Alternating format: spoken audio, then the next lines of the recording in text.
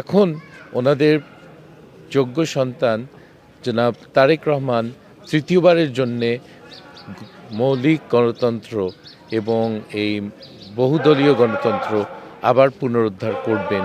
এটা ওনার ইতিহাসে লেখা থাকবে যে এক পরিবারের ৩ জন আমাদের দেশে গণতন্ত্র রক্ষা করেছেন। এটা একটা বিরাট একটা অবদান, মানুষ ঠিক এটা খেয়াল করে না, কিন্তু ইতিহাসে এরকম কোনো দেশে নেই যে একটা পরিবারের ৩ জন গণতন্ত্রের জন্যে লড়াই করে গণতন্ত্রকে পুনরুদ্ধার করেছে। ইতিহাসে কোথাও নাই, কোনো দেশে নাই। সো ওনাদের ৩ জনকেই খুব বড় একটা ভূমিকা থাকবে আমাদের ইতিহাসে, সবসময় থাকবে। শুধু 10 বছর 50 বছর না, কয়েকশো বছর মনে রাখবে লোকে কমপক্ষে, যে ওনারা একটা বিরাট অবদান রেখেছেন এই দেশের জন্যে। আর আমাদের শহীদ প্রেসিডেন্ট জিয়াউর রহমানের তো উনি যোদ্ধা। অনেকে কলকাতার কফি শপে পুরো 9 মাস কাটিয়েছে, অনেকে আরামে আয়েসে একটা বাড়িতে কাটিয়েছে, পাকিস্তান আর্মির শেল্টারে তারা 9 মাস কাটিয়েছে। কিন্তু উনি মাঠে যুদ্ধ করেছেন 9 মাস।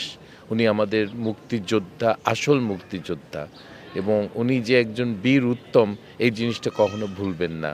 আমাদের দেশের একটা গর্ব, একটা গৌরব যে আমরা ওনাকে প্রেসিডেন্ট হিসাবে পেয়েছিলাম। ওনার স্ত্রী আমরা বেগম খালেদা জিয়াকে পেয়েছিলাম, এবং এখন ওনার ছেলেকে পেয়েছি।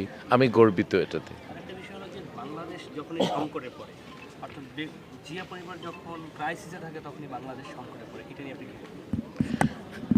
আমি মনে করি যে এটা একটা প্রতিফলন যে আমাদের দেশে যখন বিপদ আসে তখন ওনাদেরকে অসম্মান করা হয়, কিছু মানুষ করে, এটা খুব স্বাভাবিক। ওনারাই সব দেশের সব সম্মান ওনারা রক্ষা করতে পেরেছেন, এবং নিজেদের সম্মান ওনারা রক্ষা করেছেন, কোথাও পালিয়ে যায়নি। কোনো বিপদের সময় এটা কোথাও এদেরকে পালিয়ে যায়নি, দেশ থেকে যেতে বাধ্য করা হয়েছে, কিন্তু কখনো পালিয়ে যায়নি।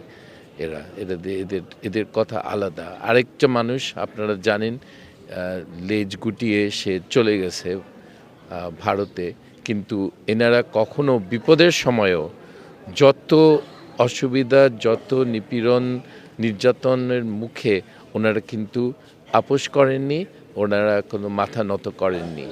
এই পরিবারের জন্যে আমাদের সবার একটা আমাদের সম্মান থাকা উচিত।